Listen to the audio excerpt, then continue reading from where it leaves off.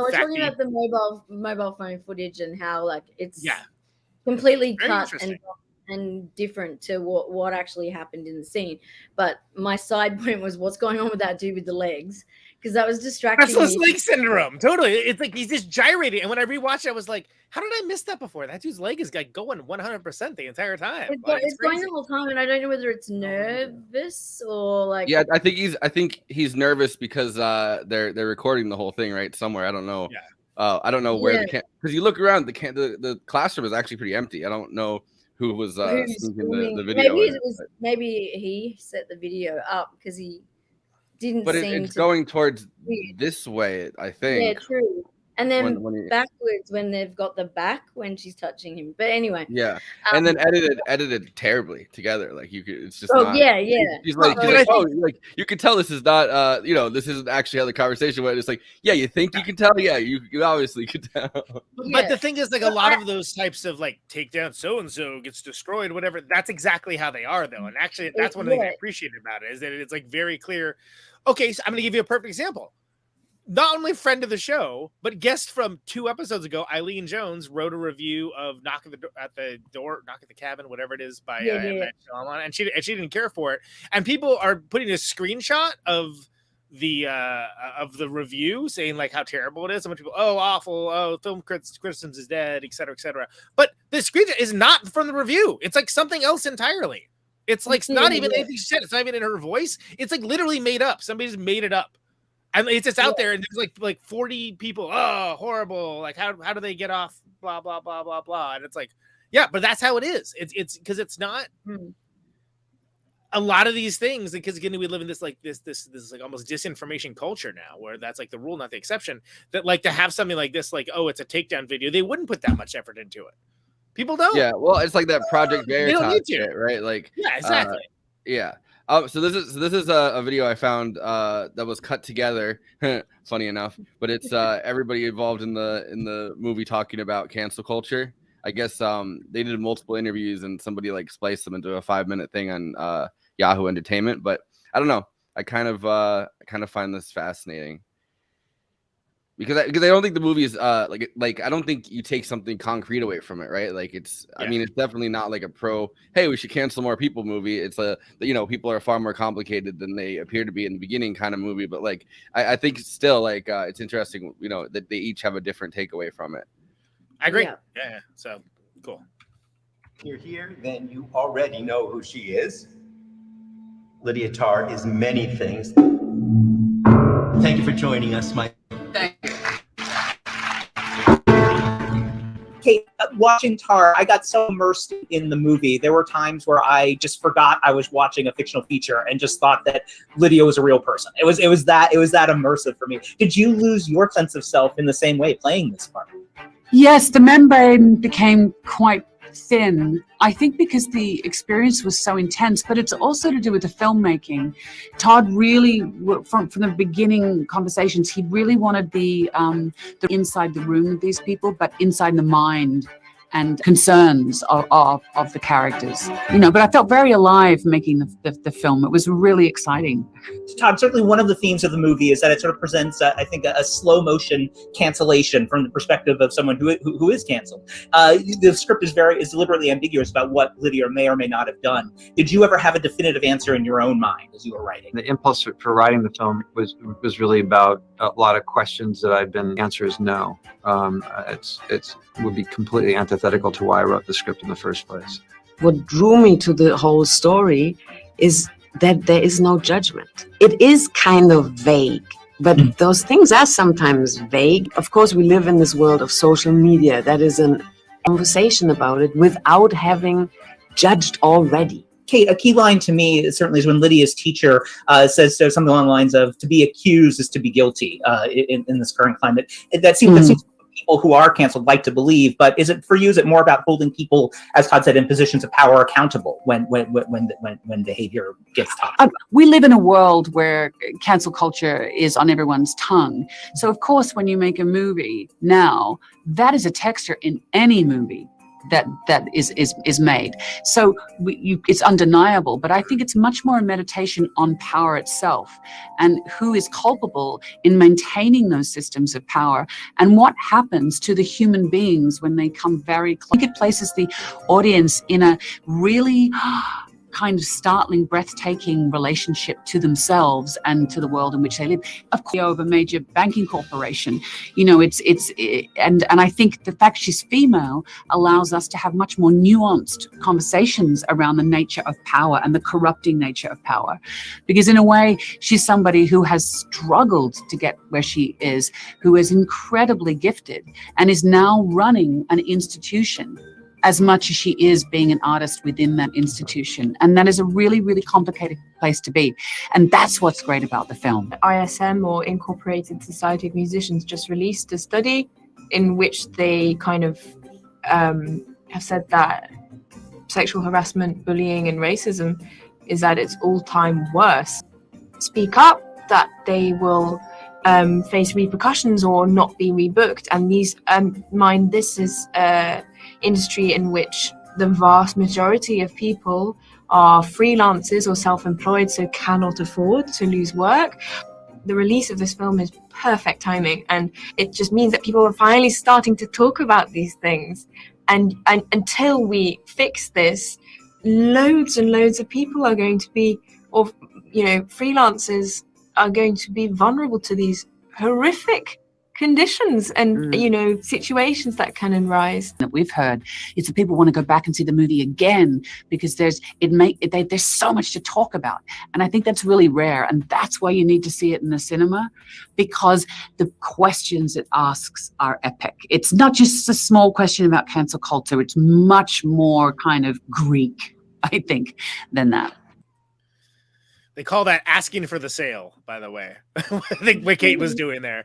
But she's right. I mean, like, I definitely got more out of it second time, because when you have an idea of what it is, because when you first start, you're like, what am I watching exactly? Yeah, I was told this is about creative process. Yeah. Then you're like, oh, it is, but also it's about this stuff. And I went in with the preface that it was basically cancel culture, and then I came out going, this is very, very minorly about cancel culture, and more so about power and power dynamics and ego. Also ego, and the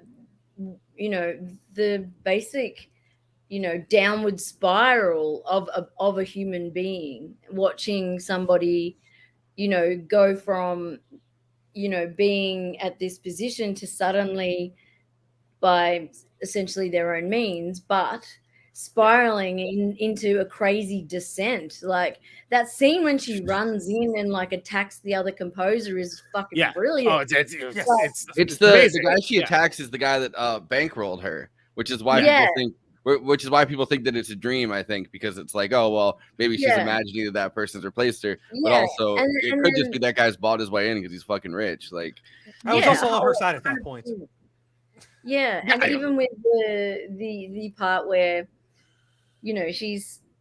there's constantly, even within her relationship, within her family unit as well, you see there's ego and power. Like even when her child is being picked on, yeah, the way she deals with that is by threatening a child is amazing. In German, which is I was gonna say, terrifying. which I was so glad I took German. When I watched it, I was like, oh, yeah, damn, yeah. Like she really like uses power, and as Cate said in that interview, she's come from somewhere. She's talented, and she's gotten up to the top, and doesn't want to let it go.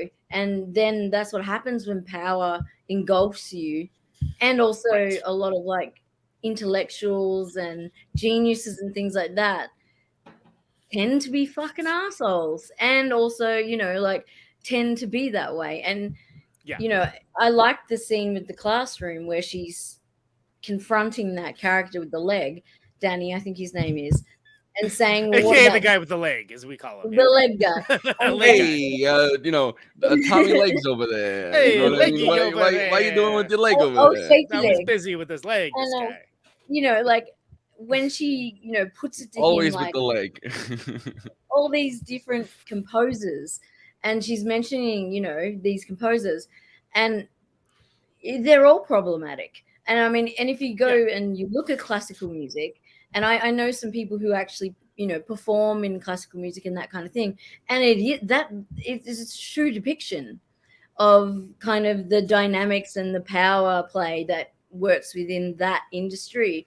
But like almost all composers going back in time are very problematic.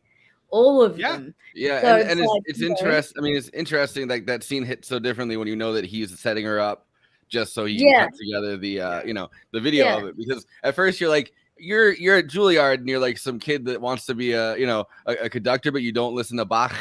You know what I mean? Like or Beethoven, like exactly. You know what I mean? Like you're whining about that, and then you're like, oh, that's like knowing that's gonna set her off, like knowing that will set off any. It's like a deliberate kind of trick. It's kind of a dumb deliberate thing, but you don't know your students very well. I think like if you're So what I would like to say to that is that like what's funny about that is all the points she makes are pretty good. She's just an asshole when she does it.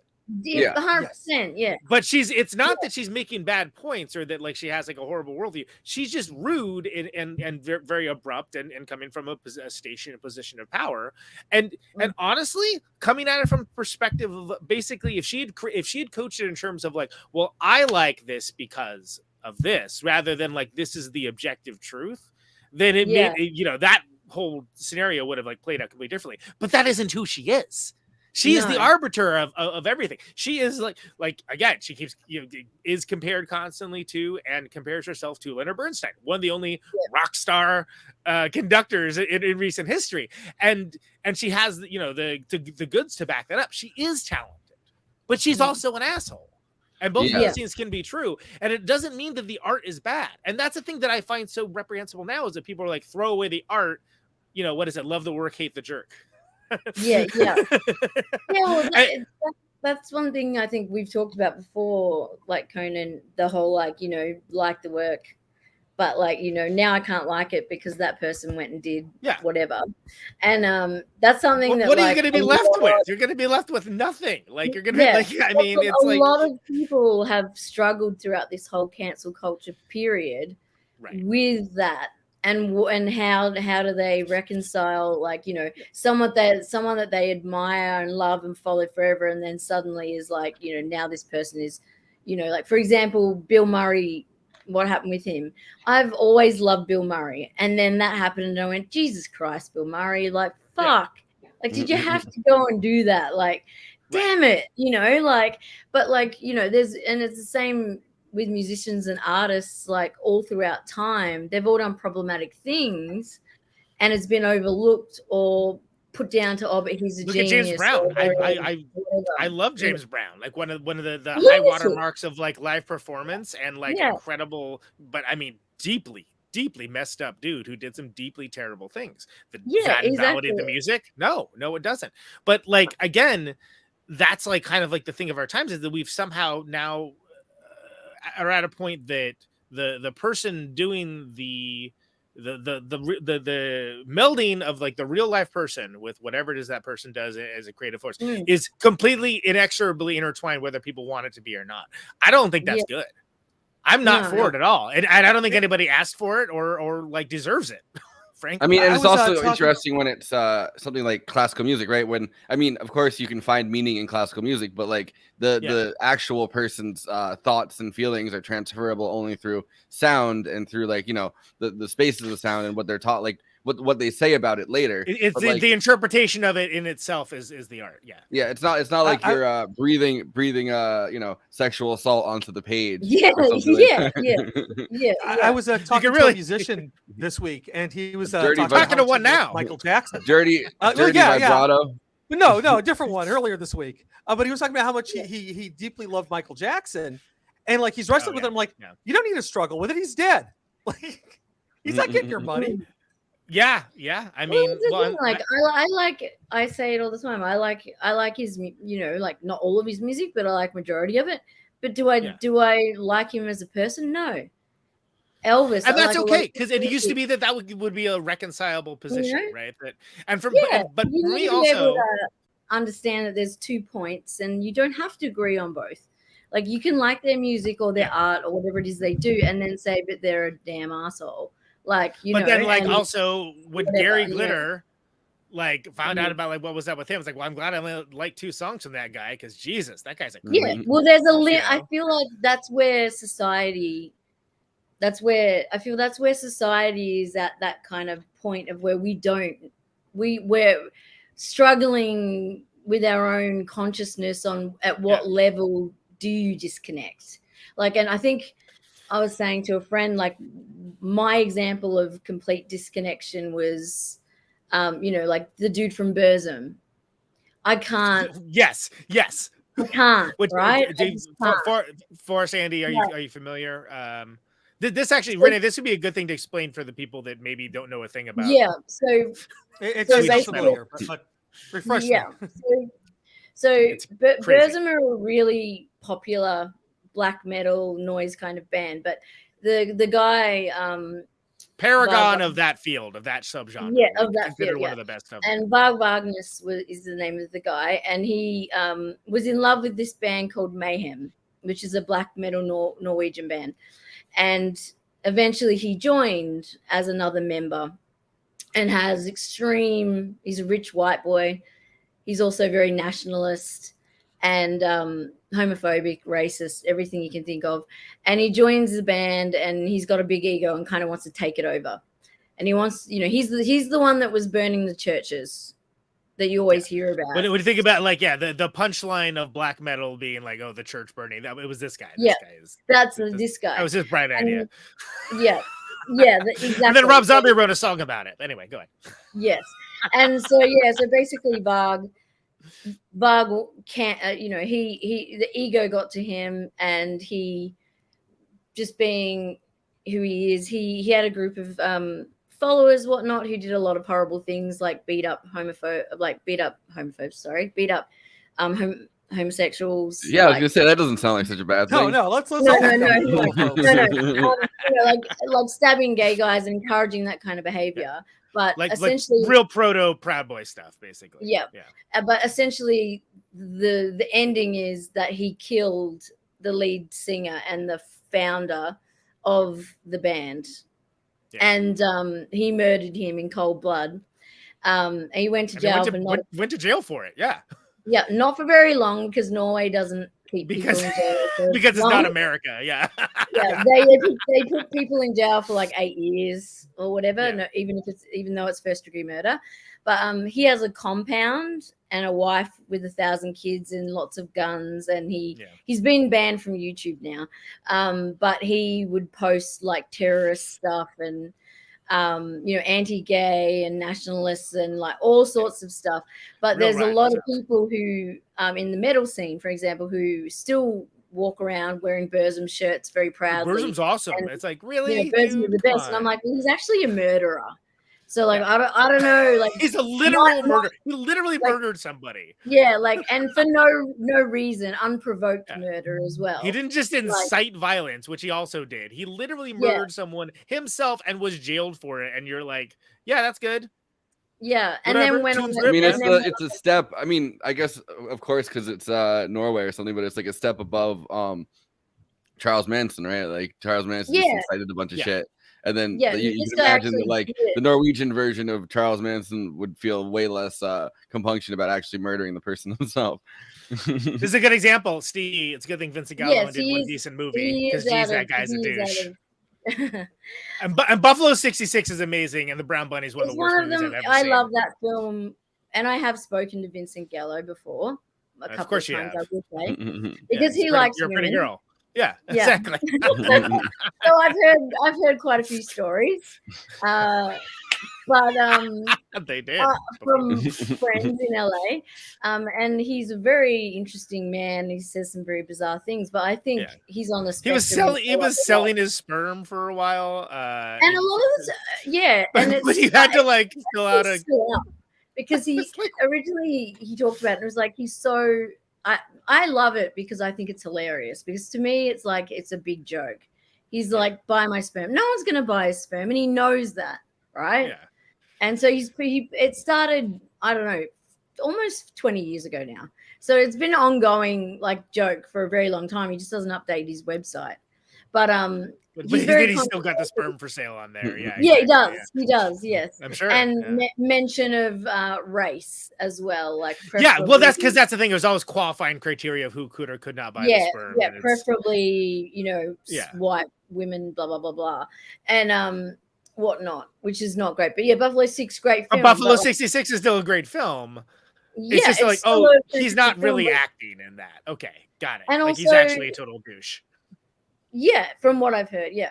And I have some friends who are friends with him who say he's not a douche, he's just out there. But regardless of the point, he didn't kill anyone. He hasn't raped anyone. He hasn't sexually assaulted anyone. His politics may be personally reprehensible to my sensibilities. Yes, but like he didn't actively commit sex crimes or murder anyone or anything along those lines. Which brings us back to this movie, right? Like, I think that none of the stuff. If the girl hadn't, I actually say Christia, but her name was Krista. If Krista didn't. If Krista didn't find the emails, like the parents didn't find the emails, and she commits suicide, like there wouldn't have been anything incriminating, right? Like I imagine that the suit that she's going through is like a libel suit for stopping her career from taking off or something like that. Like nothing that she did, because they're all like they're not minors, right? Like it's a power imbalance because they're all people that rely on her, but they're all like 19, 20-year-old girls. Like so it's very careful that like. It's not something that's probably going to get her thrown in jail. It might get her, moving to the Philippines to score video games or something. Oh my God. Like I what an incredible. I love that, because I was like, that to me is that like, there's one part of it that's a little bit iffy on the race side, which I've seen a couple of people mention, like that, having to go to, like to an Asian country to direct something for video games is like, exactly. Like that's considered bottom of the barrel, but even wouldn't that be bottom of the barrel if you were, if you were a class, like, and she has an EGOT, so you have to imagine that she's done stage production. So it's like, it's not just classical music. Like that would probably be the bottom of the barrel for a composer. I don't know if the Philippines it's considered. It is bottom of the barrel. But what I loved about it is that she doesn't see it that way. Like there's a moment where she does, and then she walks out and she goes, I am a conductor. This is my role. And she's taking power within that situation. She turns a shitty situation and she starts to realize this might be a piece of shit situation, but I've got the power still again.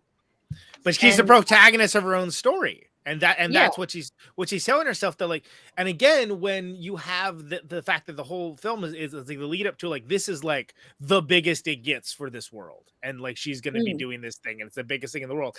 But then she's like, I guess going for like a live video game thing. Like, what is that? Like, I'm not entirely sure what it is. It was or something. Yeah. Sure. Whatever it is considered something like, like a bit of a joke if you can't like get work doing anything else amongst that. But like for her, I think that comes back to what is often ignored with this film, that like she does have a real passion and aptitude for the craft. Yeah. She's very good at what she does. As a person, she's horrible at being a person, don't get me wrong, but like she likes doing the work. And that's something I don't think I've seen that in any reviews of it, including the ones I pulled for our bit, other than mine. It's like, no, I think that is what makes it an interesting ending to me, and why I would feel robbed if the ending was a dream sequence, frankly. Like I don't think of it as a dream sequence. That thought never occurred to me. No, I didn't. I read it in a review and went, "What dream sequence? No, come on, fuck out." I think the one thing that people got confused by isn't her going to the Philippines. It's when she runs up on the guy and throws him over the, really, I mean, I'm not saying that that's not a dream sequence. I'm just saying I think that's the moment that maybe people had to suspend their disbelief a little bit. Yeah.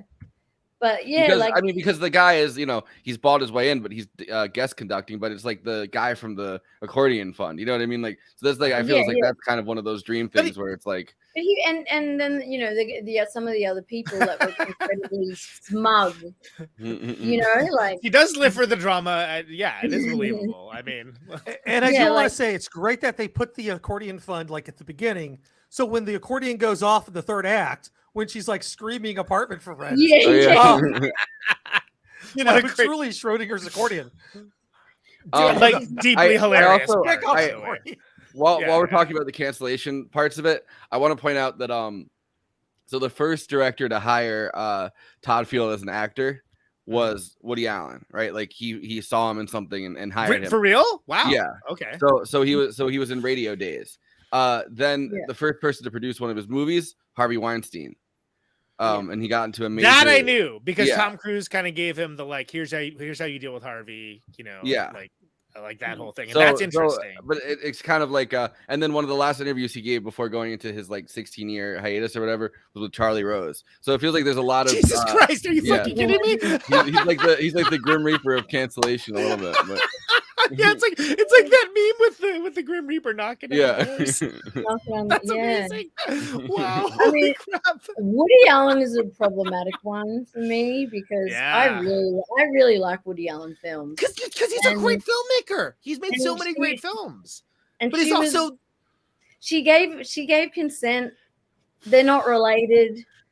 Yeah, but he kind of groomed her, and that's not cool. And did he? Like, she's admitted that she said they're still married to this day. He was also like mentally challenged, though, or developmentally. And she said to this day that like she initiated it first.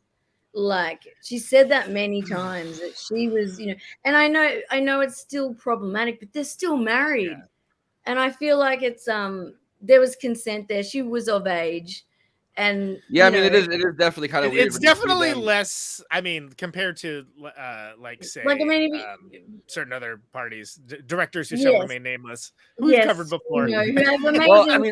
It's definitely weird when you have an interviewer, when you watch an interviewer ask her like, "You were groomed," and she's like, "Well, I mean, that's I'm still married to my husband." Like, that is definitely a little bit, of a weird. But it's sus, but I don't know. It's kind of interesting, like to be like.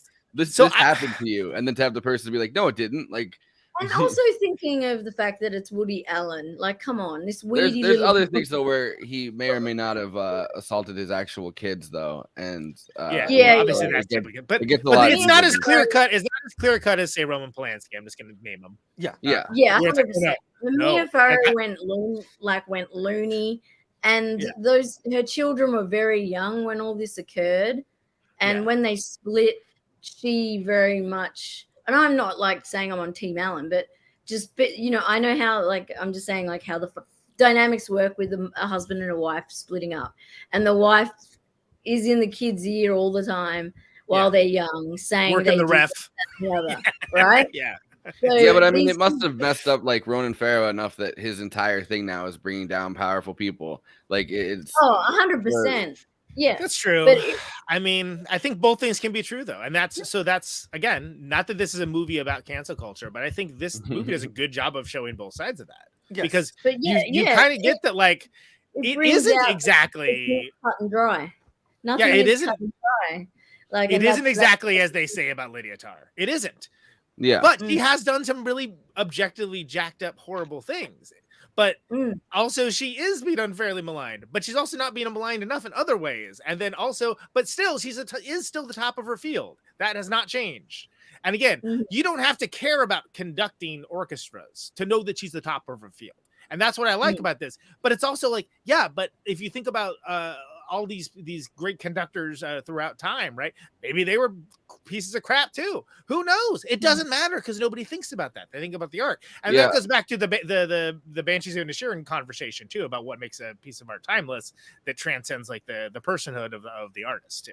Well, my thought about it also watching this was that this entire movie, right? Like if this was actually happening and if Lydia Tarr was a real person, and all you would see is the headline, Lydia Tarr, Brooklyn Philharmonic conductor resigns after grooming allegations or something. You know what I mean? That's all you would really see. And then you see like a couple. So you watch 2.5 hours of her insanely complicated life, people around her letting her get away with stuff and being complicit in it, like including her wife, like and her assistant, and people constantly turning on each other, and the guy threatening to go public with that information if she fired him, but she still fires him, like all of this complicated stuff. And you watch 2.5 hours of it. My thought at the end of it was like, this would just be a headline in like the New York Post or something like that. You know what I mean? Like this would just be like, except the fact you got to realize that she's like a J.K. Rowling's like level figure in this world. But what I'm saying is when somebody gets everybody canceled, knows the name. When somebody gets canceled, we don't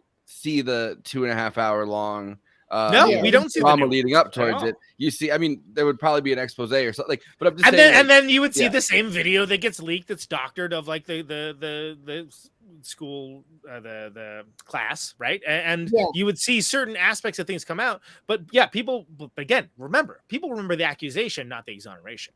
That dude really said, "I'm a BIPOC pansexual guy." Like, who the fuck pronounces it like BIPOC? Listen. That's when I know I was being set up, to be honest. BIPOC, if someone's like a college student, they're like, I'm a BIPOC, I'm a BIPOC that hates Bach. I'd be like, you seem BIPOC that hates Bach. Yeah, the jokes write themselves. But again, if she had just been like even slightly like less barbed with the humor, or like slightly more empathetic, or turned it even a little bit more subjectively, like here's why I like this. Here's why I like Bach, and here's why it's interesting to me. Instead of just projecting an objective statement of like, here's why you are wrong for not liking this, then, I mean, she dug her own hole because he knew that like he comes off very much like, the be all end all, arbiter of taste. And for good reason. She is the top of the game. She's the top of what she is. She has every reason to be arrogant. Doesn't mean you should be arrogant just because you have a reason to be. But that's what's funny is you don't think about that when that's happening, but then when you see like the video and like how poorly edited it is, I love how poorly edited it is because that's how it actually is in real life. Then it's like it makes you think about that, and I think that's another thing that's like worth mentioning with this film, because again, she brings it on herself, but by the same token, it's nuanced, and it's nuanced in a way that like someone can be a quote unquote bad person, but I reject the idea of there being like bad people and good people. Everyone is a shades of gray and mixed blessings, and we all contain multitudes. Exactly. The Wagner being a huge anti-Semite thing is kind of funny because he participated pretty rigorously in the Revolution of 1848 too. He was actually like on the barricades defending, like, like defending Germany and trying to unify it into a singular state, which is kind of an interesting thing for Hitler to have later been like, this is our guy, because it's like some of it was like Hitler was the opposite of revolutionary. You know what I mean? Like Hitler was power consolidating itself. Well, absolutely. Before Towering Inferno. But someone else has mentioned Mozart, and another example. Amadeus, another example. There's plenty of examples in past history where very bad things have happened. Like I just saw a thing yesterday of a famous person from a very long time ago, who had a child bride that was 9 years old, and it was just overlooked at the time because America's like, some states you can marry however, whatever, And that man was Leonardo DiCaprio. No, I'm kidding. Yeah. Oh God, he creeps me out something chronic. That was Jerry Lee. Lee. Wouldn't marry him. That dude needs like a leash. He needs to now be vetted before he's allowed to date anyone. Like he's like a well, him and complicated Seinfeld. I mean, like they're going on double dates with high schoolers. Yeah. Jerry Seinfeld had a girlfriend that was in high school while his show was going on. She was 16, 17, and he was like 34 and picking her up from the high school. Yeah. What's the deal with the age of consent laws? Well, I even remember Married with Children, like the father, forgotten his name in the show. Well, New York is one of the more Christina Applegate at the time of that show. Oh yeah, Al Bundy. Him and Christina Applegate were dating. Ed O'Neill. Ed O'Neill, yeah, which is, But one thing I did want to say as well about the coming back to that power thing and using it was like that the example of Francesca. Thank you. I didn't coin it, but thank you. I do think it's a good say. That's Josh Olson from Movies That Made Me, and credit where credit's due. Come on the show, Josh. Yeah, no, the scene with Francesca, where she essentially kind of, they're talking all the time about this, things being transactional all the time. Yeah. And then what we kind of see is that she actually had an affair with a woman. So we don't know how transactional it was. And then even when they're auditioning people, they're behind screens. She can't see who they are before she picks them until they can't. And then she seems to give favorable behavior, but whether or not it's grooming and whatnot else is going on, we don't know. But with the Krista girl, she had an actual affair. So it's like there's a gray area there of what's actually going on. Like if she's having an affair with a consenting adult. I mean, it's not grooming because the accordion fund would be girls that are in college. So it wouldn't be necessarily grooming. It's not necessarily ethical, but it's not grooming. And for a term that's thrown around constantly over like, here's just someone we want to deplatform, we're going to call them a groomer, and we're going to and that's here's like a gay person existing, and you're like, look at this groomer. Yeah, exactly. But grooming is a very specific set of behaviors, where it's someone who's a minor and you're getting them ready to be either sexually assaulted or I guess to consent at 18, but like still that's Mark Konselak from Red House Painters, he did that. And I hate when people are like, I've never been a fan of that dude, I don't like their music. I was never been a fan of that dude, I don't like that guy's music. But I have a lot of people in my friend group who do, and we're devastated by that. I'm like that's because there's how do you come back from that, right? How do you come back from that and be like, hey guys, new record? I'm like, cool. Is it about grooming teenagers? Yeah. Remember when you did that? Because the rest of us do. Jerry Lee Lewis groomer, Elvis groomer. Like that is true. Yeah, and Elvis did a lot of nasty shit that people don't talk about. But anyway, that aside, my point was Elvis is nasty shit. Elvis's whole reason for being is that they wanted to find a white guy that could sing soul music. Like, just his very spawning into that's the world. That's an absurd. No, that's not his reason for being. That's the reason why originally he was signed because they were looking for a white singer that could sing gospel music. You know what I mean? Like that's a true story. There's a lot more to it, and you're not going to find in that shitty Baz Luhrmann movie, by the way, because Sun Records. It's definitely not the scene where he's like, "Guess what? He's white," and he's like, "He's white," and he's like, "He's white." I was disappointed because I'm not going to get a chance to talk about this, and I shouldn't, I guess. But it's there's a lot more to it than that. And again, the fact that we had an Elvis movie that came out that seemed like it was 5 hours long to me, and it doesn't address any of that is too bad, because there actually deserves to be a real conversation about his earnest love for this kind of music. Like the fact that he also was the original like Eminem or like whatever of his time, and that like that is how like past Sun Records like that there were certain people that there's vested interest in like getting like a good looking white boy that makes the ladies go crazy and making some goddamn money off of it. Yeah. And again, one of the most odious things about that film is the fact that like Colonel Tom Parker is center, which is the worst person in his entire orbit. But again, very little of that was actually told in that film, but it's reductive. Any part of the conversation is reductive, which makes it maddening and like an impossible figure to cover appropriately in a movie without taking a side, basically. And the Baz Luhrmann movie I've seen that whole movie is he's what? He's what? I know that's in the preview, right? Yeah, it's the first third of it is like I was so. I haven't liked a Baz Luhrmann film. He's horrible. He's horrible. First two. Like he does like Strictly Ballroom is a great film, like his very first one. Just in terms of cultural stuff, that's all he's addressing. I couldn't give a shit about the ballroom dancing and that. And I did like Romeo and Juliet, but the rest of it don't have any time for. But only thing I like about him is his mise en scene, and that's it. And I can get that from the trailers, and I don't have to watch his films. What do you guys think about the idea that so pre-cancellation era, right? Todd Field after 2006, right?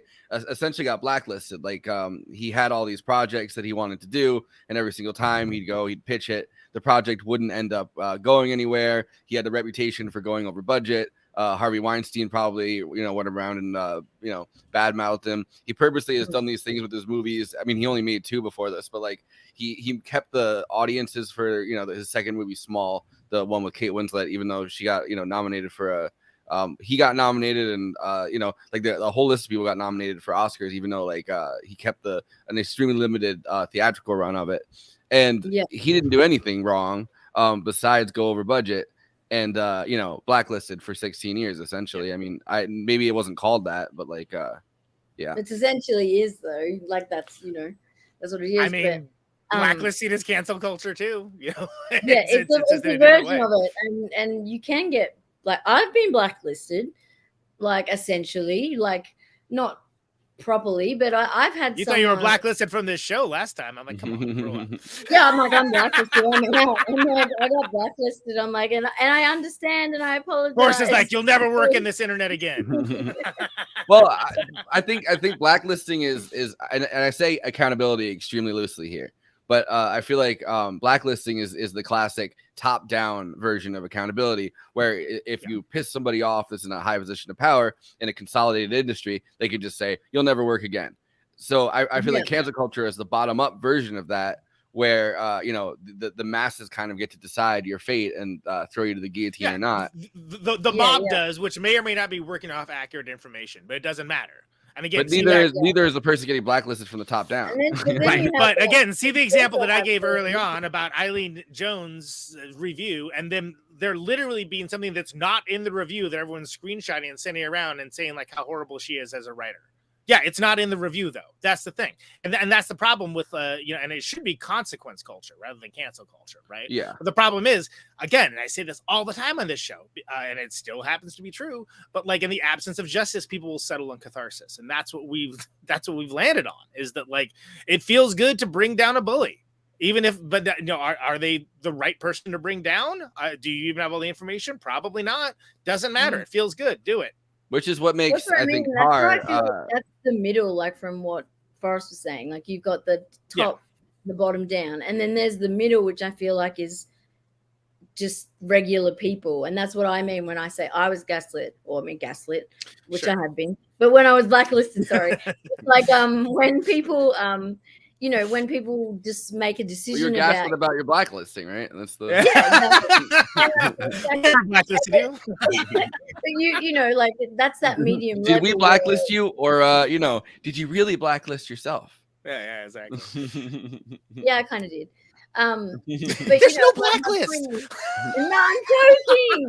But what I'm saying is like like there's the societal blacklist as well, where it can be just within a small industry, where it can be one person has decided that, I disagree with this person on something. So I'm going to email all my contacts and say, this person's a blah blah and blah. And that's what she essentially did to the girl she had an affair with, like in there. And that's so exactly. she But kind of bites herself in the ass on a because the second level as well, like to just regular peeps.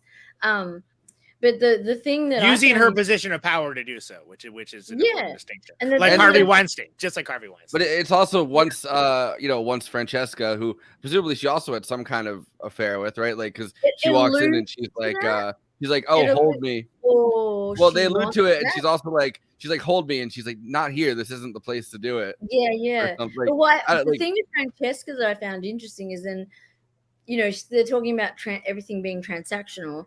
And then Francesca, like, when she says to her, I'm going to be looking for a new, like this conductor thing, like put your name on it, like feel free to put your name on the list. And then, of course, she doesn't get it. And what does she do? She does the same thing, but in reverse. And, then... Well, I think it's supposed to be a test, kind of. She's like, here, put your name on the list. And then she checks her emails and then sees that she didn't delete the emails and was like, it's like, I'm going to destroy this person because they know about this. And, I mean, the suicide kind of throws it all into, because if she hadn't committed suicide, nobody would give a fuck about the many affairs of Lydia Tarr, at least until something happened where she had her moment of reckoning where I guess she pissed off the wrong person. But like, it does seem to come down to pissing off the wrong person or somebody getting disillusioned with you that was complicit in, the actions beforehand, or, you know what I mean? Like, it seems like it seems like there's just so many personal factors, I guess, that go into this. And also the parents of Krista or whatever work for Citibank. Right. That's right. I forgot about that. Yeah. Paragons in banking, really. Yeah, but like that was like what I got the most from this film was not so much the canceling, but how power works and the different ways in which it's used for different purposes, including cancel culture. Because Francesca turns around, does the same thing back to her, and then leaks everything because she didn't get what she wanted, right? Then you look at, her child's being bullied. What does she do? She uses power. Then her wife, pissed off because what's going on, uses power. You can no longer see your child anymore. Yep. Like throughout the whole film, there's all these power struggles and people using power against power. Well, the wife herself, right, is the first soloist or whatever. Like she's in the first chair. So like the wife herself kind of has a not only to keep quiet, but like to allow her to keep going with the stuff, because she could turn around and be just as vindictive to the wife as anything. And that's a solidified relationship, right? Like that's not a relationship that you could turn around and stab her in the back with, because it's like, well, somehow that was fine, even though the power dynamic was there at the time. But this other relationship is not fine because of an even greater power dynamic. So it's kind of fascinating for that reason. She's great on this, by the way, too. I forget her name. She's the awesome. wife. She's Nina Haas. Nina Haas, right? Yeah, she's in a ton of stuff. She's a German actress, and she's in a ton of stuff. And when you're watching it, like when I watched it back, because I think this is the third time I've seen it. Like there's so many other small little subtle things that are going on that like are very vague and you don't quite understand, like because clearly she's addicted to pills, right? As well. And like the scene when she comes home and doesn't seem to be affected by them whatsoever. She like and it's like her wife has a problem with her heart or whatever, and then she goes in the bathroom and pretends to find a pill, which she's actually just getting one of her own pills out of her bag. She was stealing the wife's pills, and she says it to Francesca. She says it to Francesca in the middle of the car. She's like, "Oh, I'm almost out of my wife's pills." I mean, she has back problems, I guess, which you could imagine with being a conductor, but I would assume it's painkillers or something. There's all these little like subtle like other issues going on, and like even when she goes and she after she drops off the new violinist or celloist, is it the celloist, and then she drives off and she goes to that abandoned place, and she goes in there, and then when she comes out and she falls flat on her face, and then when she gets home she says that she was attacked. She eats shit hard, and then she says that she was attacked. And like rather than admitting what what she was actually well doing. I was doing some light stalking. Yeah, well, I mean, what are you gonna say exactly? You know, like it's. But I mean, she could have. I kicked the gravel man. I literally like. Yeah, but she's got. But again, that's her ego coming into play. That's her ego again. She doesn't want to be the vulnerable, and putting it like her first place. So of course she says she's that, and even when she goes into the orchestra and speaks and says like hey, like let's address the elephant in the room, like immediately, and like but she frames it to her own advantage, right? So it turns into like it's something where it's like it allows everyone to think that we're on her side. Oh, that's horrible that happened. You have our sympathy, but how brave of you to yada yada blah blah blah. And it's amazing that she managed to turn something as simple as literally just eating shit for like no good reason in a building and turn it around to it was pretty. She really did. Like, I honestly, first time I saw it, I was like, did she like lose her teeth or something? Like, because I was like, oh man, like it out, yeah. Like I was like, where is this going? Oh my god, because I had no idea. But like again, she just she manipulates, right? She is both talented and egotistical and manipulative, but the art of what she does, she is great at. But it's almost the cleverness and the genius in her manipulation, though, because it's like because it's almost like she knows this is a crappy excuse for why I look terrible, and then she managed to like weave it into something more interesting and like kind of adorn it, basically to shift the scales back in her favor. And she knows, again, controlling the situation in any which way she can. Like she needs to be in control, so it's like this is how I'm going to do this. And even when there was that, if you're a control freak, being a conductor is a great job for you, by the way. 100%. Like I or even a control enthusiast. Yeah, well, when I was watching this, and obviously it's a completely different film and whatnot, but far out some of the little moments of her obsessive, just that control, obsessive ego, like scariness, was reminiscent of Whiplash. Like I had heart palpitations all the way through Whiplash. I was so stressful movie throughout that whole movie. Like I was actually stressed out like throughout that entire film. And again, that's someone who's supposedly musically quite a genius in his field or whatnot, and but that kind of control, power, manipulation gave me a little bit of pre-trauma of like remembering when I first watched Whiplash, but Whiplash, I guess, is just an onslaught of that trauma over and over. It's like that. Yeah, it's like uncut gems for drumming. Yeah, I mean, it's like pure stress.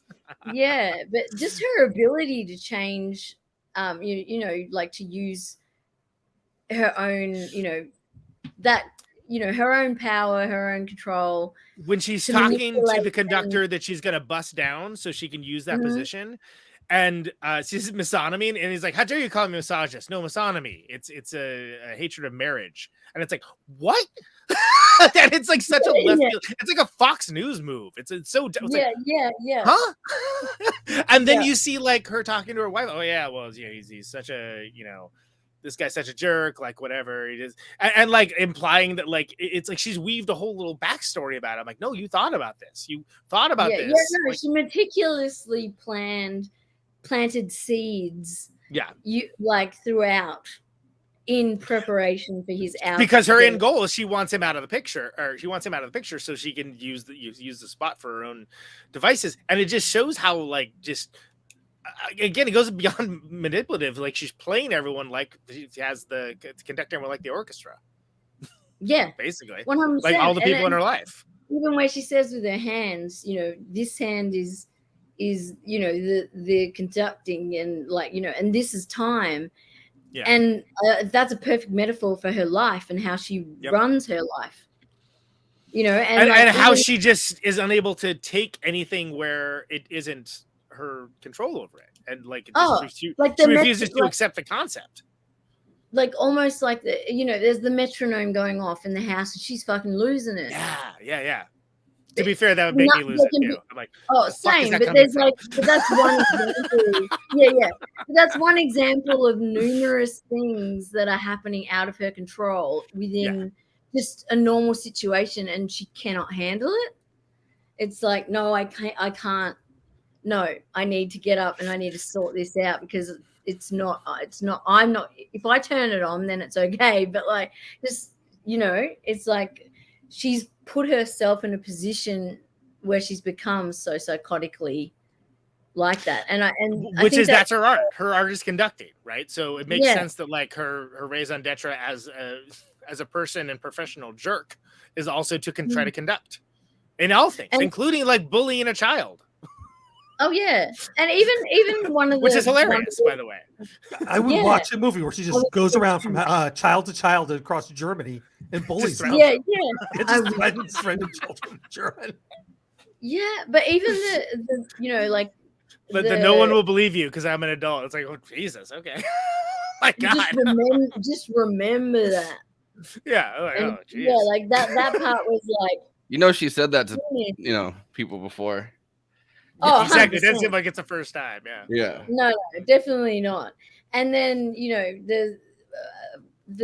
I think it was there's sort of like, even as she's like going through, like the one scene that I did find interesting, and I wanted to see what you guys thought about it, was the scene actually towards the end where she is in Asia.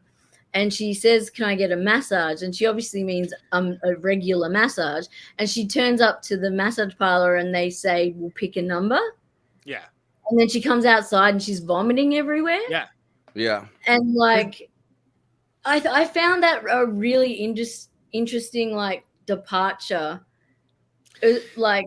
Yeah, that was a departure. Okay, so I think I think what we're seeing is from what like. They're painting her as being someone who would obviously enjoy that. But it's breaking the facade. It doesn't fit her ideal of who she is. And because of that, she's like, I'm not the kind of person that would go to go sex worker. I don't have to do that. I'm Lydia Tarr. Yeah.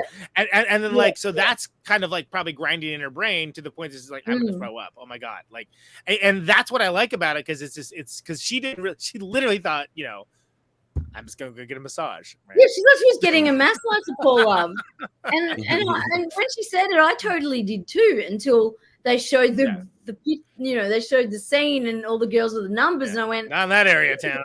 Oh, that's not that kind of massage. Well, her eyes kind of lit up, and you could see her like being like, I could do this, and then she throws up, which is like, I guess she's purging. She's purging. And it kind of looked like she just ran out, like she didn't even go through. Yeah. I couldn't tell whether it was like that same second or if they had cut and there was like a space of time in between. I mean, I guess it doesn't really matter. She's purging. She's kind of purging that person like, out of her, right? Like she's purging I'm not that bad, or I'm not at that level where I would need to resort to that. She's still the hero of her own story. She's the protagonist, and she has the stories of herself that she's telling to herself, and that doesn't fit, and she can't reconcile. Yeah, all we know is there's no happy ending. Right? yeah, very important. Yeah. Well, I mean, I guess there is. I guess there would be like. I guess that's true or not. We don't. From what I understand, not that massage parlor. No. He would have gotten. Actually, I've been there, and no. He would have got some handwork. They don't take on handwork. She says. Well, you know what I mean. If they're gonna like. Yes, I do. They would have explained to her that, and they wouldn't have let her continue through thinking that it was just going to be a regular. So she would have got some handiwork. Like it wouldn't have been like, here's like some deep tissue and off you pop. Like, I think I think all throughout this movie, right? She's kind of chasing the off you pop. Yeah, but she's kind of chasing. I've been in this situation. I went to a massage parlor up the road from my house. There's heaps of them, right? And it's very difficult to tell if they're happy endings or not, because they all use the same like advertising type stuff, the same font, the same sign, the same weird photos, and like you don't know if it's a happy ending or an actual massage. And then when you look it up, they're talking about the massage, and you're like, I don't know. And then you walk in. Unless and it's you're acupuncture, because I've never heard of a happy ending acupuncture place. And this is like, because Thai massage is amazing. The one where they stand on you and whatnot, and it's incredible to have, right? And there's a lot of them around here, and I had a really bad back problem anyway. So I was like, and I was trying to find one that was like they legitimately did it, but it wasn't a happy ending. And I found one, and it was but I could tell that the woman was surprised when I walked in the door that I was female. They obviously do offer happy endings as well. Yeah. And when I was in the room, like the maybe you can get your taxes done too. I don't know if they do like the stuff that the stuff that they use, like the computer repair, all of it.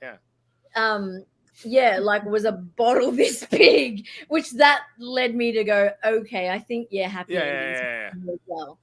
I mean, she also right before that she hits up the old the old Mexican pharmacy, pretty much, where you could just give $10 and get your and I was trying to talk to the lady that was doing it, and I was like, oh yeah, like just chitty chatting, and it was just really bizarre because I almost wanted to say to her, like, is this a happy end? Like, do you normally give a happy ending? Like, I don't want one, but like, what is that like as a job?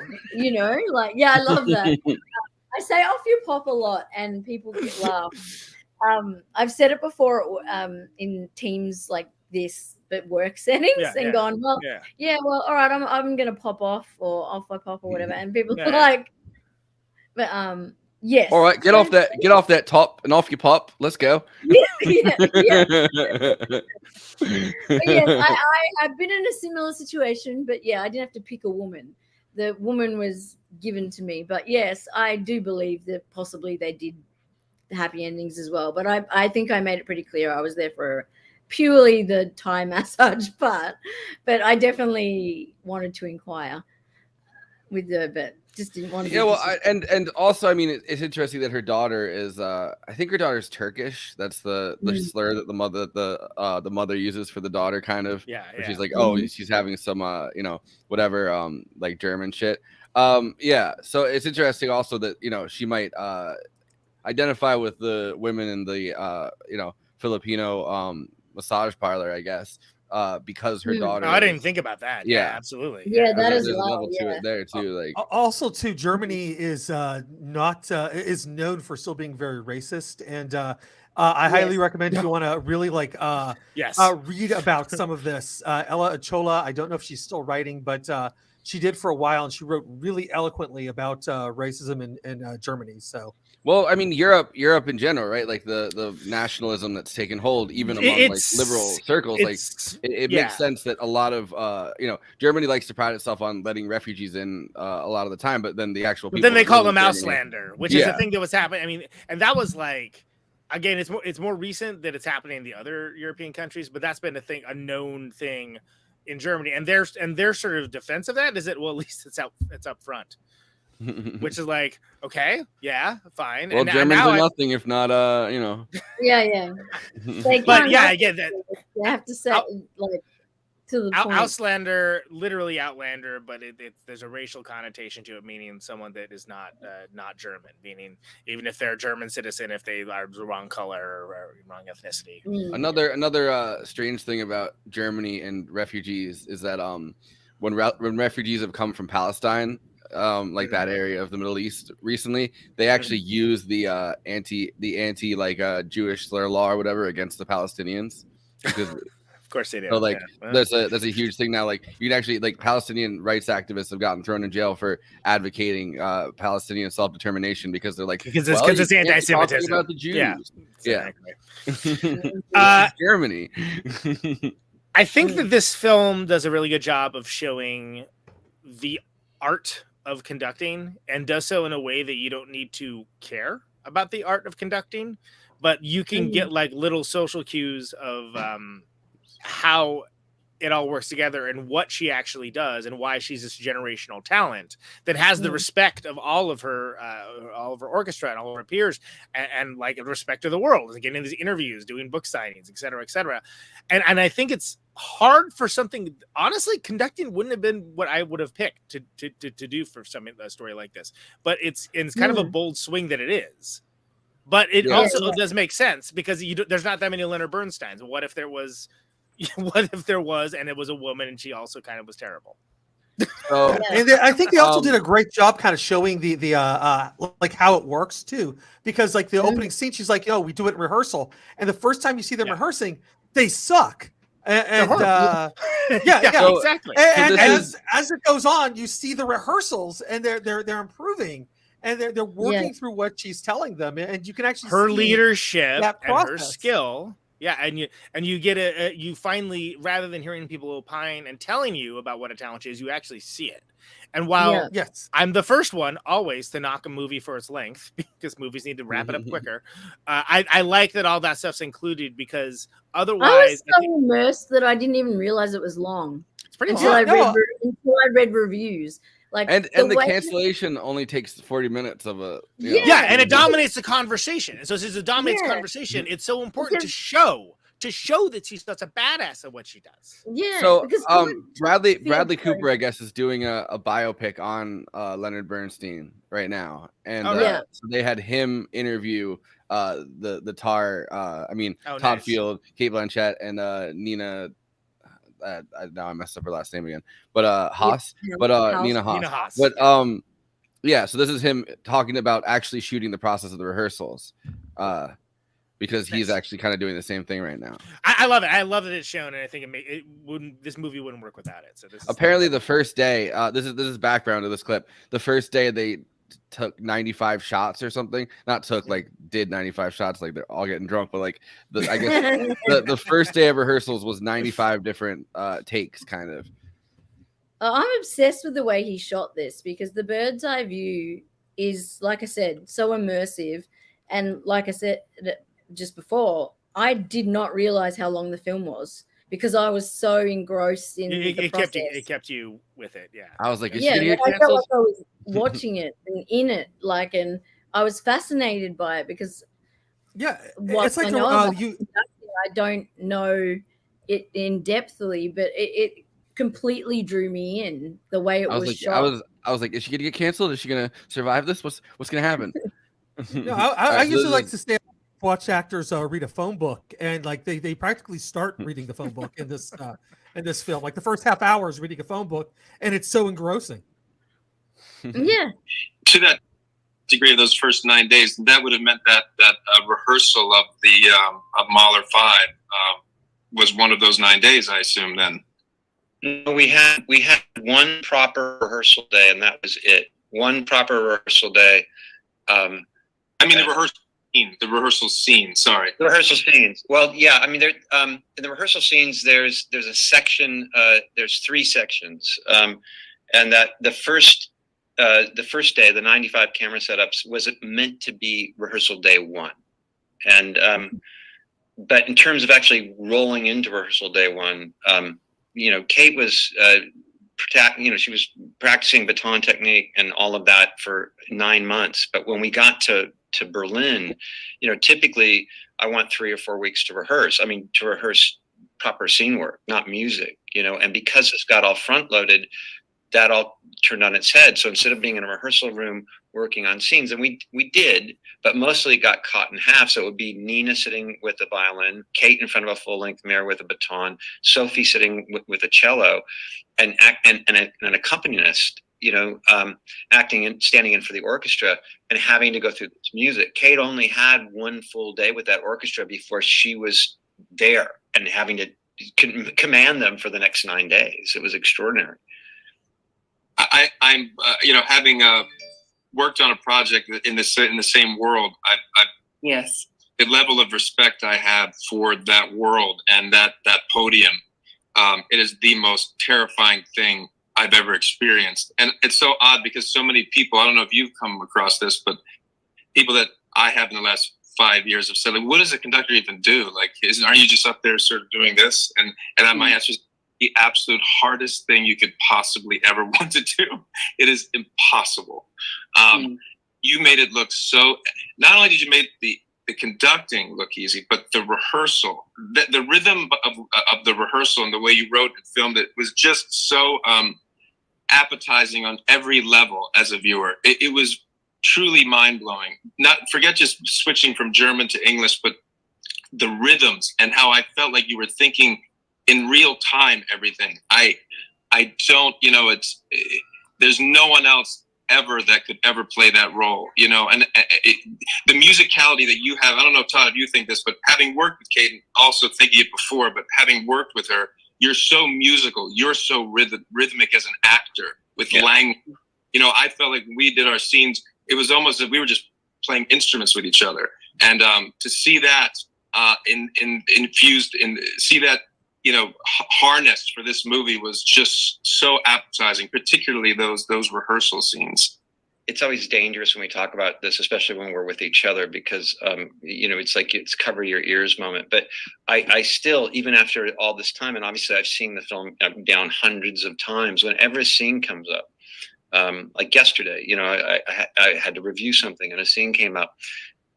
And, it's exactly what you're citing, seeing Cate on the podium, running the orchestra through their paces, and all of a sudden that idea of invisibility, like this character, forget about what this character is like spiritually, philosophically, or otherwise, where those differences lie between the person portraying this person and the person.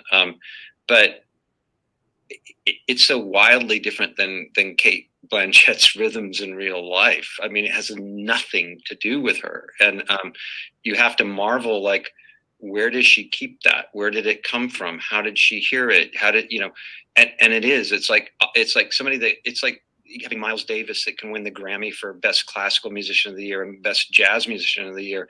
And it's all the same to them, it really, it's quite something. All of that comes from the music. I mean, you must have found that. I mean, I don't yet know, and I can't wait to see your film about Bernstein. But the music makes you move differently. Yeah, that's. I mean, like I said, I like that it shows you, and I think it's necessary that it shows you. And it's interesting that she's not. But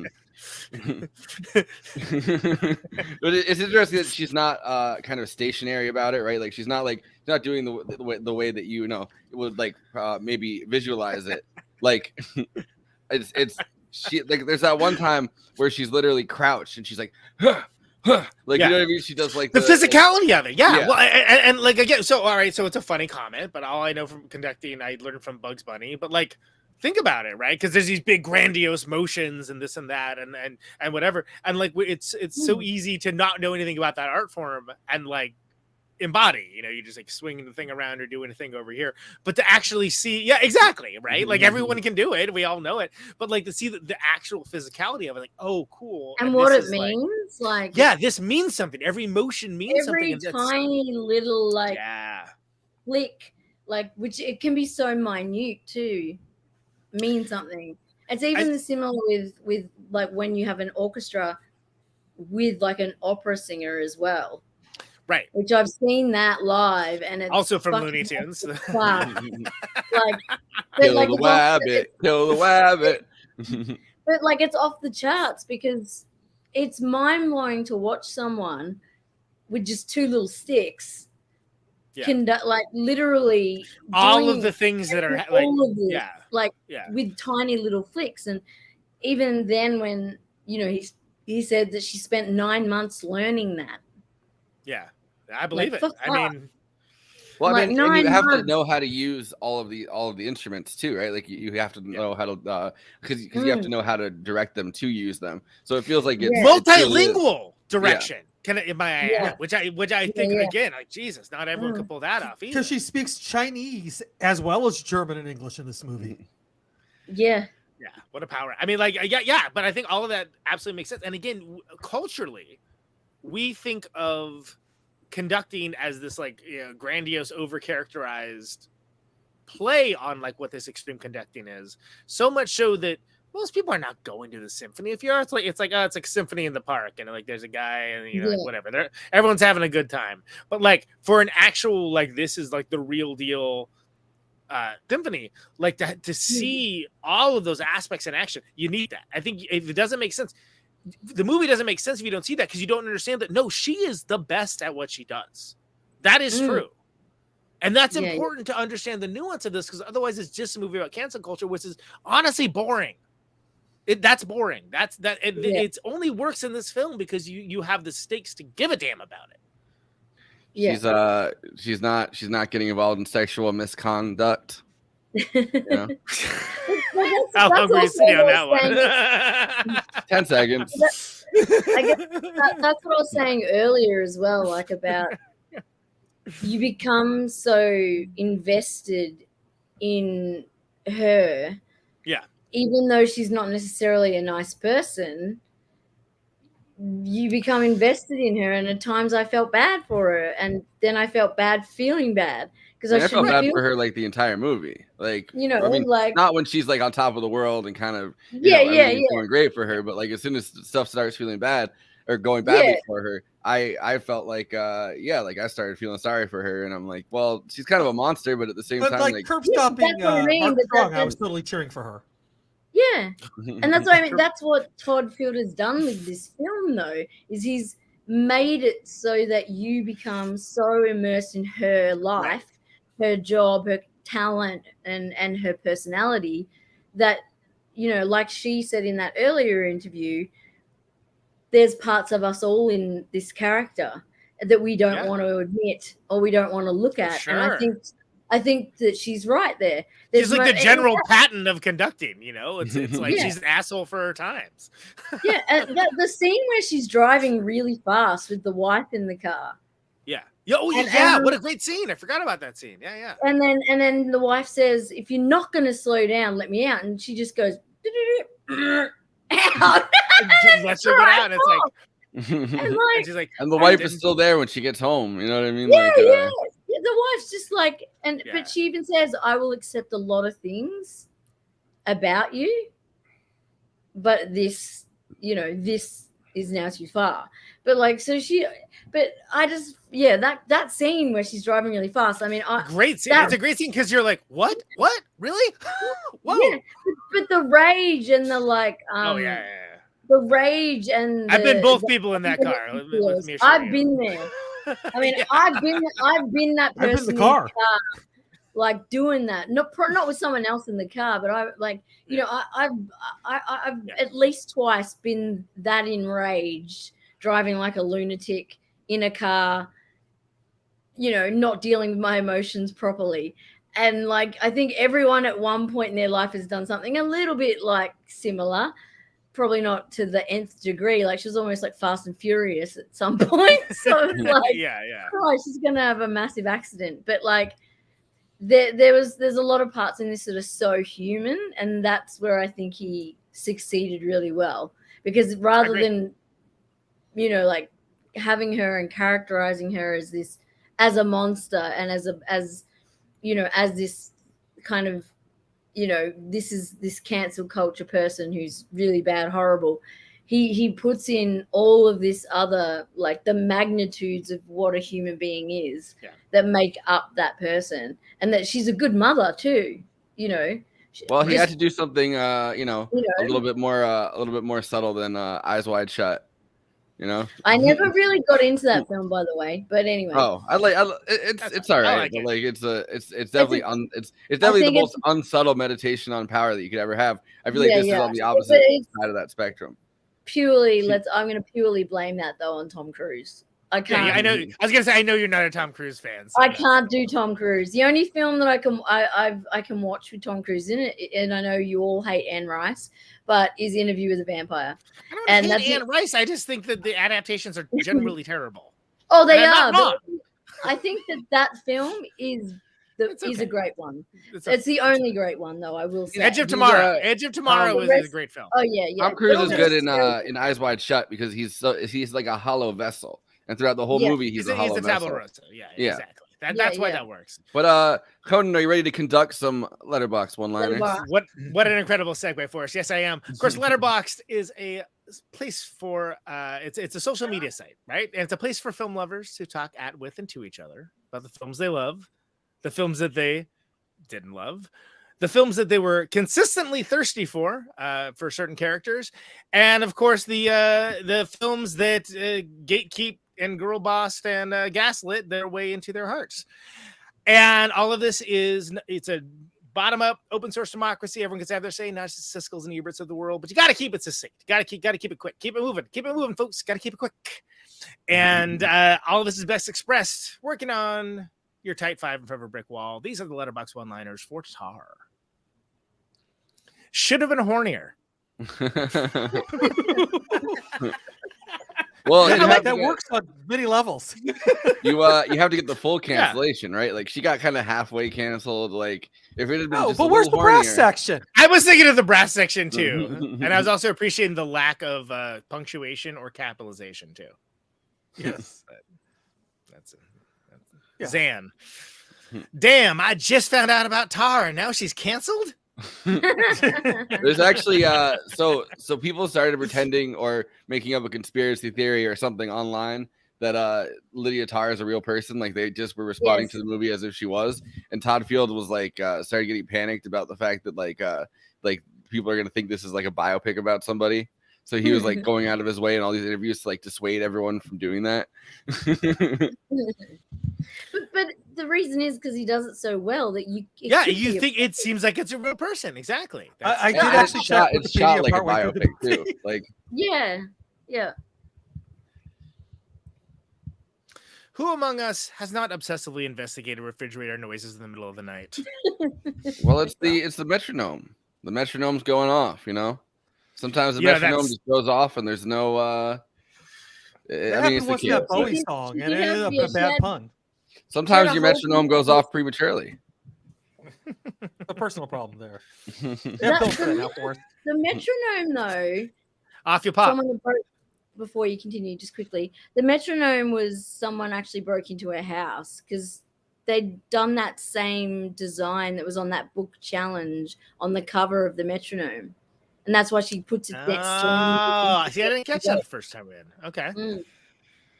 So, yeah, they imply that, so she was broken into and it was Krista prior to the death. Along those same lines, I also slump around my home in the middle of the night trying to figure out what the fuck that sound is. Again, relatable. I like the dun doorbell also in her in her pimp apartment. And then by the way, also made it into that song that she was working on. Right. It does. Yeah. By the way, last thing on those other ones, that's why I sleep with earplugs now. Avatar: The Way of Watar. There you go. Yeah. With chums. She would achieve Twitter main character status on the daily. Dude, her Twitter would be such a fucking shit show. Yeah. And I love that she's on it name searching herself because you're like, what the fuck are you tweeting? Stop tweeting. Don't. This is the worst thing you can do right now. Yeah. You know she'd have some like fucked up takes on like like trans people or something too. Like or anything else. She'd be hopped up on fucking like Percocet or Oxys or whatever the fuck she takes. And she'd be just like tweeting like biological gender is a fact, and then or biological sex is a fact, and then you'd be like no, Lydia Tar, no. and then like turns her phone off, and then next day it's like 1,000 responses. Yeah. She's like, I'd like to conduct everyone to the fact that there are two genders. And everyone just freaks out.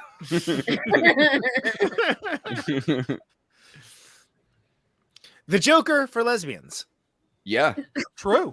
For U-Haul lesbians specifically. U-Haul lesbians, yeah. No, I live in Northampton, and I got to tell you, like all the people who are cosplaying as Tar right now is amazing. Amazing. Can we give a shout out to the user's name as Mar? Mar covering Tar. Yeah. Mar Tar. Yeah. Martyr. Don't be a martyr. There wasn't any martyr in this, really. I mean, 6,707 likes. I mean, hey, that's Ma kind of nailed it. Like, that's a good one. Yeah, it's no lies. I support women's rights, but more importantly, I support women's wrongs.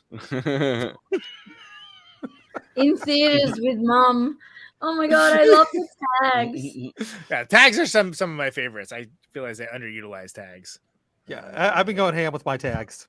I noticed. Yep. I never use tags, but like I'm looking at this and I'm just find it funny, like, you know, in theaters or, you know, with whoever you've gone to see it with or whatever. Yeah, that's a thing that people put who they see it with. Andy, with Bro is my favorite. What do you do for tags? Like, you know, worst movie ever. Watch this because it's bad. No, I got watch this while drawing. No, my tags are like just complete batshit. I think I got to look it up because like I really did go just absolute ham with some of my tags. Because like for this movie, my tags are close enough to reading a phone book and how's the shitting going. There you go. The comedic stylings of Andy World. Alexa, play Apartment for Sale by Lydia Tarr. Apartment for sale. She's her sister in jail. that was brilliant, that scene. I love that scene. I feel like that's a moment where, and it shouldn't be because well, number one, it's kind of justified, but number two, you know, I feel like that's the moment where she switches from like being an asshole and a genius to like kind of just being an asshole. Like, I feel like that's the that's the moment in her cancellation, I guess, where she's just shattered any semblance of like coherence. Yeah, but also the Todd Field's choice to include, like, you know, there's two other scenes prior to that scene with that, you know, the mother and that other woman. Yeah. Yep. And she picks her up off the ground and then. Yeah, and we can talk about it after the letterbox. Last one. Got to separate the tar from the TARDIS. Okay, that's good. That's Griffin Newman of the Blank Check podcast. Credit where credit's due. That's a good one. That's a good one. That's a good one. Yeah, good and the TARDIS, you know, and the TARDIS too. Why not? Yeah, it's not. Time travel is not in this. Well, she was no BIPOC pansexual, but you know, she had her thing. At least she could keep her legs like straight. Not I'm sorry. No one says BIPOC. Like, I would know that I was being set up. By I love that this is the thing that you're like, no, I'm not going to let go of it. Well, he's got the BIPOC, which is weird. I think it's weird. And the legs is just weird as fuck. I do that when I'm having a serious, like, you know, like I wouldn't do that in public. I would walk away.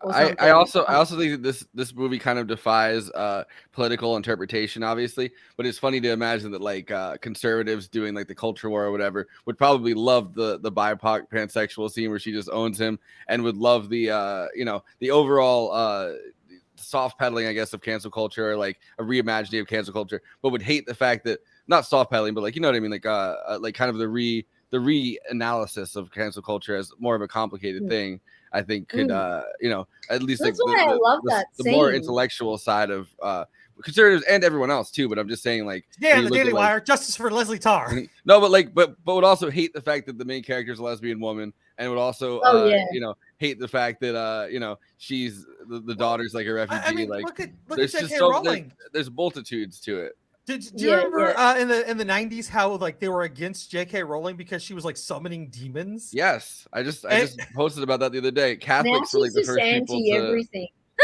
and now they're all defending her. Well, now they all pretend that they've read her book. Yes, like her books, and they're not allowed to. That's the whole thing. They're not. The Pope at one point, the Pope in the early 2000s, you know, a lot of people were like, "Oh, well, you're not allowed to read about witchcraft. Our kids are going to want to do witchcraft." And now they're like, "Well, I like her because she's saying, you know, we shouldn't turn our kids trans." Yeah. Anyway, those are the letterbox one-liners for Tar. Please follow the show. Robotic Cellist always flock over there, putting the culture in cancel culture. Extravaganza. That's him over there. I am Conan Neutron, the narcissism of small differences, reviewing all of the highbrow, midbrow, popular. Follow me along for the Criterion challenge if you feel so inclined. J. Andrew, Happy Ending Acupuncture, really? World is watching all the weirdest stuff, so you don't know. Sometimes I feel like you change your name just so, just so I have to say it when I'm introducing you for the next thing, and I'm okay with that. Yes. Watch all the weirdest stuff so you don't have to. Maybe so you can. Who am I to judge? Use your tags or you don't. Renee Ruin graces Letterboxd with her presence now and again. Drops in when she's not busy with her own stuff. She's on that biz as well. All of those are available on there. J. Andrew World, BIPOC Shakur, please take us away. All right, you're watching us on YouTube, so please do those YouTube things like comment, subscribe, hit the bell, and the big ask, as always, watch the video to the end. You get that great Conan Neutron song, and that helps other movie fans find our content. We are also on Twitch right now, so do the Twitch things, throw us a sub, and whatever else they ask you to do over there. To the one person watching, to the one person watching on Twitch right now. I'm sure there's other commands to give you. I just Christina's never given it to me. Yeah. To be fair, I don't. I think you can subscribe on if you have Amazon Prime or something. I don't know. I still don't know. Cool. Something All right. Yes. Is that it? No. No, but we're on various social media sites. The big ones are Twitter, Facebook, and Instagram. So if you're on those places, please hit us up there. Follow us, and we do have a Twitter community. So you can join us there and occasionally see something funny. Like I will post polls from time to time about movies we're covering. Yes, you do. And if you want to participate in those polls, we encourage it. Yes. We do have a Patreon. The Patreon helps us out tremendously, and you get the advantage of having access to after parties forever. After party, not tonight. We did a really long one on Tuesday. We really did. Boy, that was a long one. But yeah, that one was with Cate Bolsonaro, and we, who's of course an actor and a voting member of SAG, and we went through the Oscar nominees. So very key to this month of us covering the Oscar nominees, and we love Cate, and it was a great time. And Renee, you should invite her on your show. Yes, I know. Yeah, can you send me the link again? So we'll do. That'd be great. But Conan, you're not doing it now, right? You're still gonna finish. You're gonna finish. No, because I want to talk to you about your show, Conan.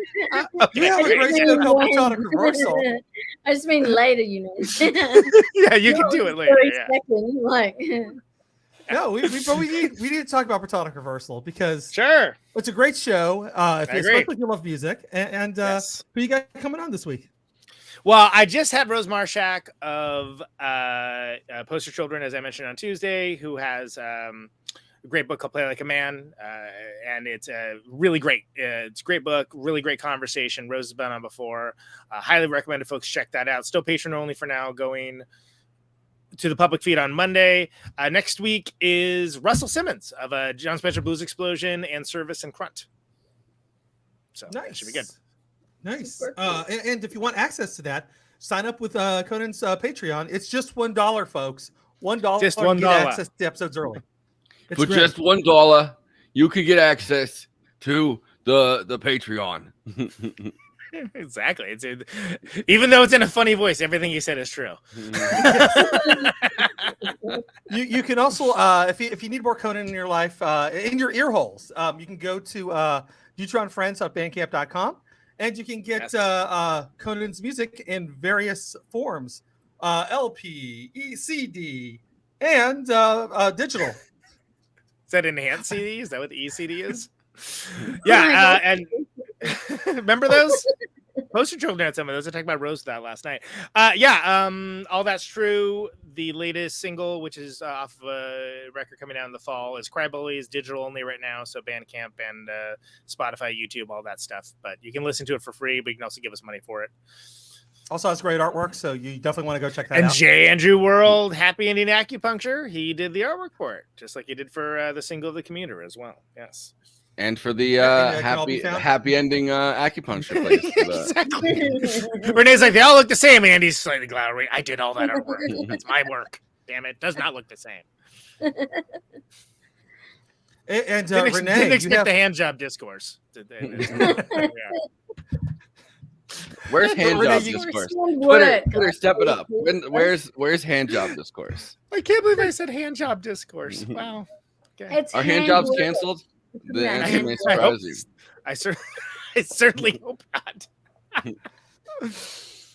So Renee, you have a podcast that's awesome with our friend Bonnie. I'm like trying to not relate it to hand jobs. No. So I have the night shift, which is myself and Jenna Hayes and Bonnie Burden, and we just wrapped up our 4th episode, which was on Carrie from 1979. It's a big girly sleepover, a lot of laughs, and a lot of hilarity ensues on that show. So I think primarily our audience is male, but we welcome all. But it's a good show. Yeah, it's been fun, and we're looking forward to doing coming up. We've got a few ideas with some new ones, but we're going to do an Australian film coming up because the girls are both really keen on doing something Aussie. So I'm going to pull something. Hunt for the Wilder People or something? Going to do like a Priscilla, Rabbit? Queen of the Desert? No, I'm thinking more. No, it's going to be a horror. It's going to be a horror. There we go. So I'm going to. Whatever that was in Australia. Yeah.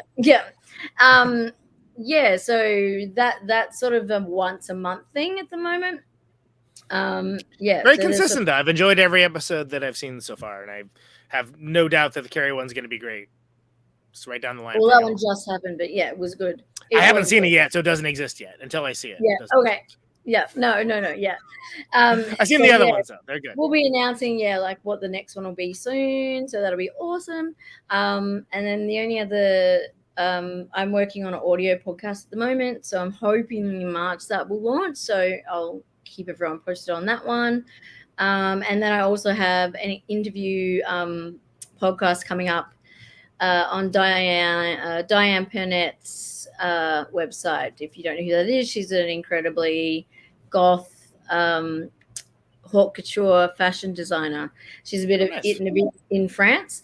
And the author JT Leroy, aka Laura Albert, is doing runs a literary podcast on her site, and so we're going to be on there, and she's interviewing me. So I'll keep you posted on that one as well. That'll be fun. That sounds it. And then I'll be here next week doing. Oh yeah. On Movie Night Extravaganza, discussing Fabelmans. With, doing Fabelmans. Yes. Doing Fabelmans discourse. Yes. Renee just reminded me. We kind of segued on my plugs before I could mention it. I'm going to be on Mike Watt show, the Watt from Pedro show tomorrow. That'll be good. That's my second time I'm going to be on it, and obviously Mike Watt of the Minutemen, Fire Hose, the Stooges, like one of the all timers. Right? Well, you don't want to be a Minuteman, when you got your happy ending acupuncture going on. That's all I'm saying. Exactly.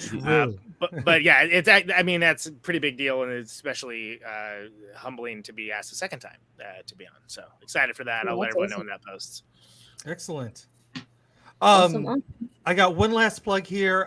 This movie does cover suicide, and it's also Oscar month, and Oscars remind me of my friend Eric, who deeply loved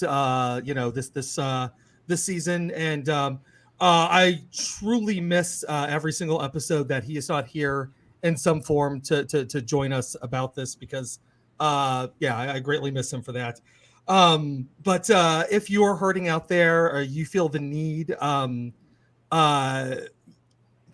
reach out to somebody, there are people out there who care. There are places to go. But I have a list of telephone numbers where you can start. You can call from just about any phone here in the United States, 988, or text from your cell phone if you need to, and that will get you somebody. But you can also call 1-800-273-8255, and that'll get you the National Suicide Hotline. Also, there's a trans suicide hotline at 1-877-565-8860. So you know you're not alone and that there's people there that understand what you're going through. For LGBTQ youth, there's also a number there, especially for you, 1-866-488-7386. And finally, if you're a veteran out there who needs some help, 1-800-273-8255, and then press 1. Thank you. There you go. Thank you. All right. Well, yeah. I just want to second Andy on that. I just lost someone to suicide last week. So I just like to say as well, if you're watching from Australia, you can go to sane.com and access a free counselor on the spot via chat. There's also Lifeline as well and Beyond Blue, all of which have instant chat and counseling services immediately if you need or feel the need to speak to somebody. All right. If you're here, thanks. But Renee, final thoughts. Anything you want to add on this movie? Final thoughts is like this is just a great film. Like I said, the time flew for me. I felt like I was completely immersed and involved in the story. Mostly, not, I guess, in the craft itself. It's just an amazingly well done film, and it tackles so many issues as well as cancel culture, but does it in a way that I think really looks at things from a wider lens rather than a more specific, like, pine cone kind of view where it's like this is what it is, which is what we've seen, I guess, in the media and on television and film of late when people are talking about cancel culture. It's very pinhole, very films. Uniform. Yeah, and I think that this very much brings to light a lot of the issues and a lot of the things that go on behind the scenes, and I think it's an amazing role reversal by making it a female. And I just, like I said, never knew I really was interested in conducting and became incredibly, just sitting there staring. And the way this film is shot is just so beautiful and makes you feel like you are actually a part of it. Cate Blanchett is incredible and like just mind-blowing. One of her best films so far, I think, to date, in terms of just an outstanding performance all around, like living and breathing that character, and not for one second do you doubt that she is Lydia Tarr. And I think that and I'm not even sure that she doubted while filming it. She was Lydia. Right, exactly. She talked about Daniel Day-Lewis is. She spent 9 months learning how to conduct. She definitely became that person, and it shows. So and that's why she went on she's in trouble, I guess. Not trouble, but like I guess it was controversial. Towers canceled. Well, actually, she, Cate Blanchett got off the set and then groomed someone. No, I'm kidding. But she got into shit. Her declaring that cancel culture should be over or something recently. Like she's like, cancel culture, enough of this bullshit or something. And I was like, I feel like that's another way of grabbing that character, psyche. Oh, 100%. Yeah. So maybe it's remnants left over from the transformation into Lydia Tarr. She's come out guns a-blazing. But I think everyone has their, everyone's getting tired of the level of cancel culture and how far it's stretching now. So this I think movie is the multitudes of madness, Yeah. So this movie brings a bit more perspective in the sense that what you're seeing and hearing about isn't necessarily a one-sided black and white situation. Right. And I think that's something that, a lot of people don't think about. And I think that maybe the reason it is a woman is because it's easier to kind of frame it in a completely different scenario for some people to actually view it a different way. And it's also a story of misconduct, but not I see what you did there. Yeah, but no, it's misconduct, but not criminal offense, right? Like it's right. Yeah, exactly. Yes. It's about conduct and misconduct and conducting. It's crazy. About misconducting. But before we move on for final thoughts, because it is Oscar month, Renee Tarr's up for Best Picture, It's up for director, actress, screenplay, editing, and cinematography. What do you think its chances are in the Oscars? I definitely think Cate as best actress is a definite. It's either her or Michelle. It's either her or Michelle Yeoh. Yeah. Yeah, and I think. And we have to riot if it's Michelle Yeoh. No, Michelle Yeoh from Everything All Once. Michelle Yeoh, like I've said this. We said we were gonna riot. Remember, we said we're gonna riot if she doesn't win. So we got to riot. Yeah, and I look if we've got Michelle Yeoh, I want Michelle Yeoh to win. I'm going to say that hands down. But if we're going to go with second place, like I would definitely say Cate. But Michelle Yeoh, this would be her year. Role. This would be her year. Was it for Michelle Yeoh? Won by Austin Butler in a female wig. So far we've seen her racking everything up. So, I think there's a lot to suggest Michelle may be taking that home. And I think, and if not, I hope it's Cate. Yeah. I think those are the only two. Like it's a 2-woman race, really, at this point. I think. Yeah. And we could talk more about that, and we have, and I'm sure we will. But I don't think it has much of a chance for Best Picture, as much as I think it's a great picture. I think Todd Field you might hear about Todd Field and director if they don't just give it to Spielberg. You know what I mean? Like, well, I mean, they're going to make a big deal about this being his first outing at all in 16 years, because the last time it's huge. He was nominated for Best Adapted Screenplay. He was nominated, and then the two of the lead actors were nominated, or lead actress and Best Supporting Actor were nominated. But Conan, let's hear those final thoughts.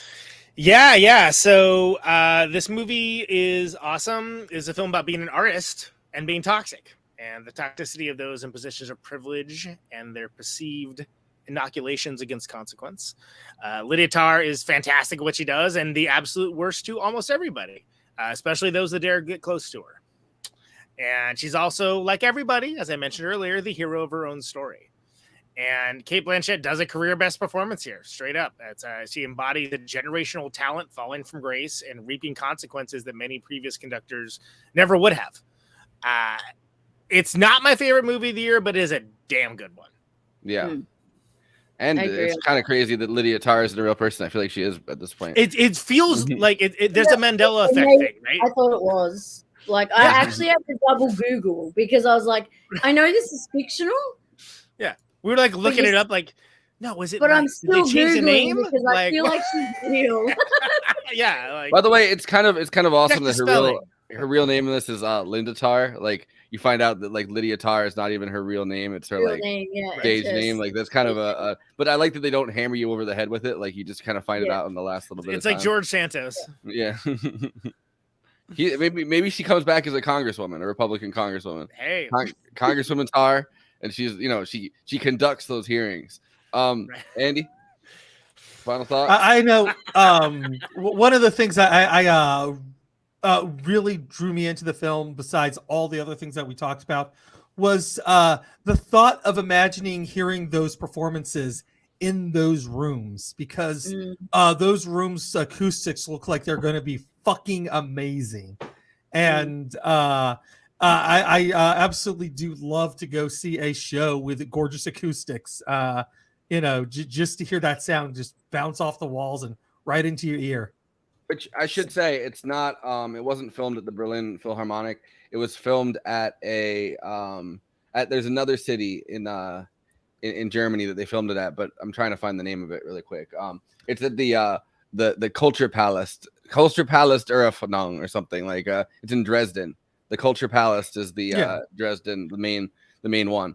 Well, I mean, like the Egg up in Albany of all places has like this amazing room that I just wanted to show this because it's beautiful as fuck.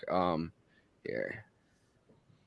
Andy's talking about an egg. I don't know what's happening here. Yeah, it's a venue. Cool. That's awesome. No, the Egg is when you go to Albany. Conan, you've gone to Albany. I played Albany, but I did not go to a place that looked like this. What we played looked nothing like this. This is the place the movie was shot at. Gotcha. Oh, yeah. Okay. The Egg in Albany is literally like a giant egg. Like and the big theater like this does not have the good acoustics. It's a smaller room off to the side. Okay. The room with the good the big room I saw the Happy Giants in, and the acoustics were fine. Nothing to write home about, but I saw Eddie from Ohio in the smaller room, and it was just incredible because like their harmonies with great acoustics is something that could knock your socks off. So like that's like a place we played with McCluskey in Portland, the Revolution Hall. It like was like seated theater, and it's a weird experience when you're rocking. This is the Egg. Yeah, that's the Egg. Albany. Cool. When you drive into Albany, like can't miss it. It's like on the same rotunda area as like the Capitol is kind of. It's like in that area. Like I actually worked there for a summer, not the Egg, but like at the Capitol. Did you ever go to Bombers? I did, yeah. Yeah, my friend's uncle owns that place. Oh wow! All right. I went there when I was waiting for because it was just when I was 21 or I was 22 or something. I was waiting for my friend that lived in Albany to pick me up and like drive me back to New Paltz. So I like sat there for an entire 2 hours waiting for this dude to pick me up. Like in a barber chair, like eating a hot dog. Okay, All Quiet on the Western Front is our next episode on Tuesday with Lauren Schoenhardt, who's hasn't been on in a while. Between this and the Fablemans episode that Renee's coming back on, just mentioning that for folks that are paying attention because of the Oscar stuff. That's our next episode. Because you're talking about barber chairs, and I'm like, I don't know why. This is going to end up by at least by tomorrow, cut into one episode, and because we have the two parts. But I'm going to leave this up, I think, because why not? All right. Well, we'll be back for All Quiet on the Western Front, on Tuesday. Better that than women talking, I guess.